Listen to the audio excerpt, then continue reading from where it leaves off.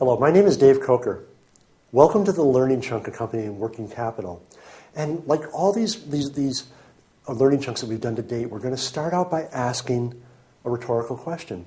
And really what you want to ask yourself as managers is cash really king? We've heard that expression before, and we know when we go to the pub, they want cash, or they prefer cash. We go to a street market, they prefer cash. Cash gets you a lot more mileage than plastic money. It just does. I'm very frugal. I'm always negotiating deals when I buy things, even things like clothing from street markets.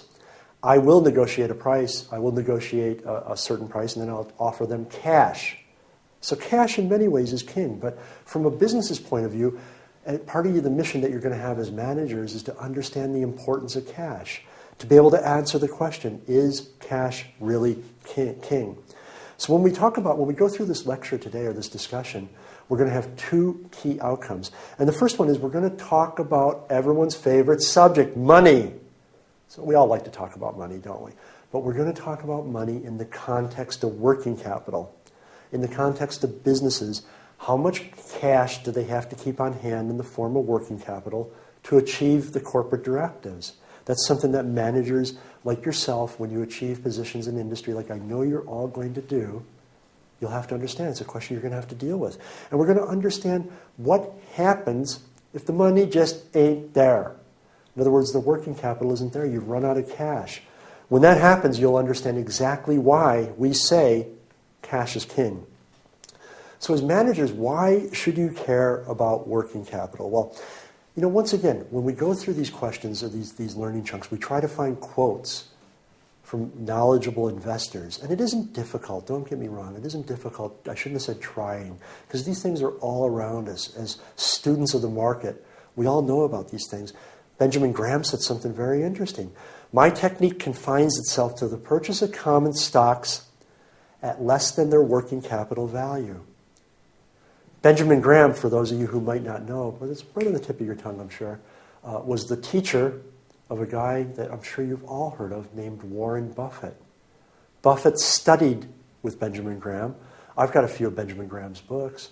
And I'll tell you something, if Warren Buffett and Benjamin Graham care about working capital, as managers, we all should care about working capital. It's very, very important. But to understand working capital, we've got to look at something, first of all, called the operating cycle. And the operating cycle, as we all know, is how quickly a firm can actually acquire product, sell it, and recover some money. And the operating cycle is very, very important for many reasons.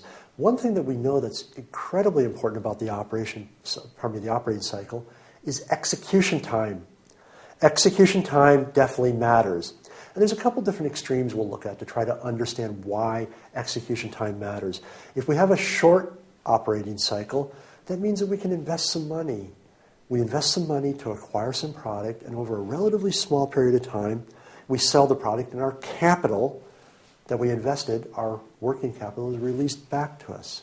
In other words, there's not a lot of risk because the money was used to acquire some product that was sold on relatively quickly. We got the money back. If we have a relatively long operating cycle, it's a little bit different. Our cash is tied up in goods for a relatively long period of time. It turns out that our initial investment was used to acquire some products, and it took us a period of time, much longer period of time, to sell those products for whatever reason, to recover our money. So clearly, because our capital is locked up in a state that's not cash for a longer period of time, there's a lot more risk, or relatively more risk, than there was if the operating cycle is very short. And, in the internet age, something very interesting has happened, because it turns out that sometimes these operating cycles are negative. And think about that. How can you have a negative operating cycle? If you set up a web page, and if you solicit orders from people for a hot gizmo, something they can't live without, they see the picture on your web page of this hot gizmo they can't live without. They convince themselves, or you've got clever marketing, they're convinced they can't live without the gizmo. They're eager. They send you their money. The only problem is you don't have the gizmo. On your webpage in the fine print, you said 4-month shipping time. You get the money, you acquire the product, you ship it. Maybe you do it in a week. It's okay. It's no big deal. The point is your operating cycle is negative. You've gotten the money, then you've acquired the product, and you shipped it off to the consumer.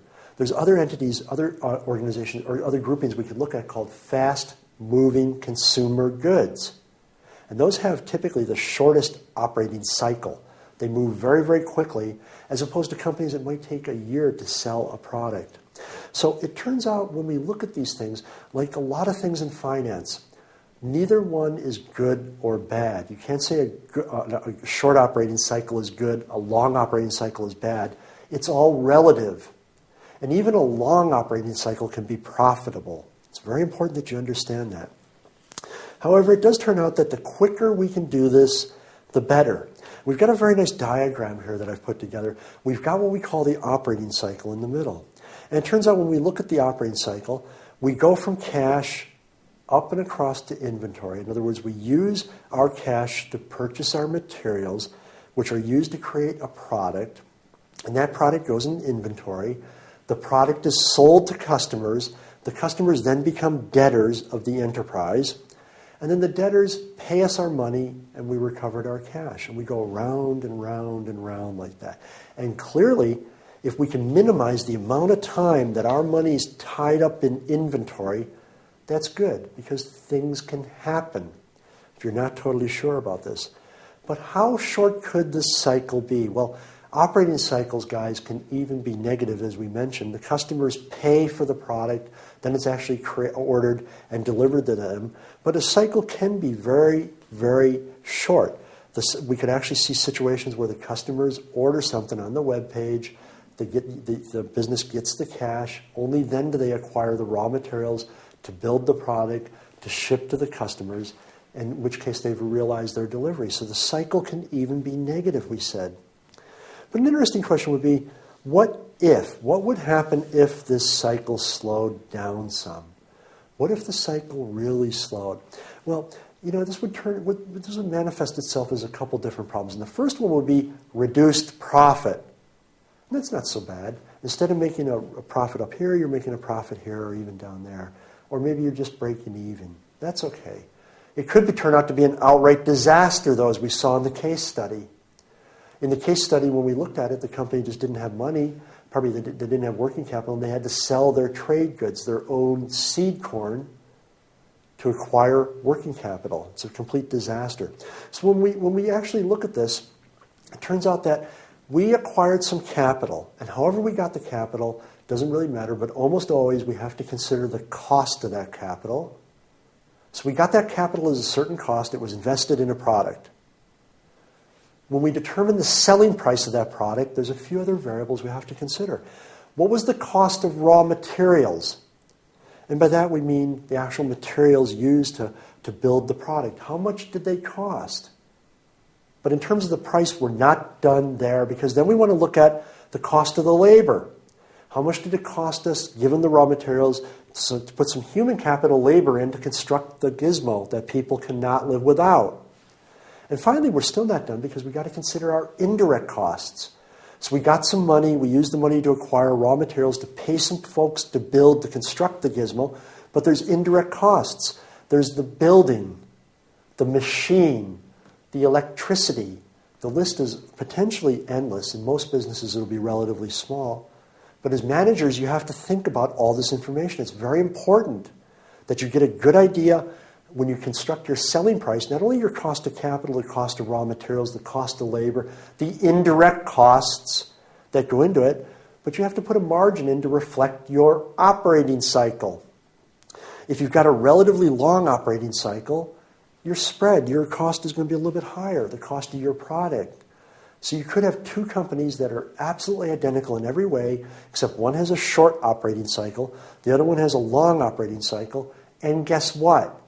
The company with the short operating cycle can sell things cheaper because money comes back to them quicker, as opposed to the company with a long operating cycle that the money's out there for a longer period of time, and the company has to reflect that time in the cost of their product, in the actual margin that reflects the operating cycle. And if the operating cycle is lengthened, if the operating cycle spreads out, lengthens out, for whatever reason, whether it's internal factors, the firm just isn't run that well. Or external factors, people don't want your gizmo that you were convinced they couldn't live without. There's a problem. The operating cycle lengthens. And what happens then? Well, you make less profit or you collapse. And as we said, less profit manifests itself in lots of different ways. Instead of a relatively high profit, you got a relatively low, or perhaps even break even. You were planning to go and eat steak and caviar, now you're eating beans on toast, or maybe you ain't eating. You didn't make any money, no profit.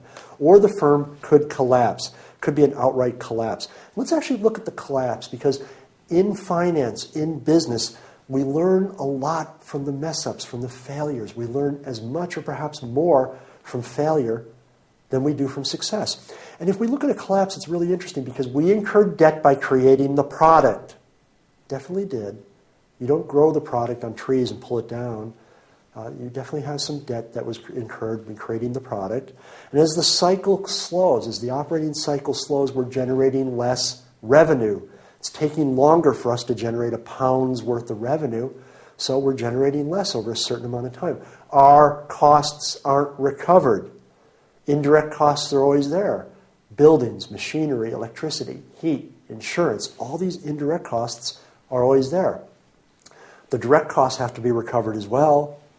Labor, the cost of the raw materials, the margin that reflects the length of the operating cycle. So as the operating cycle lengthens, if we haven't planned properly, we may totally collapse because we're not recovering our costs.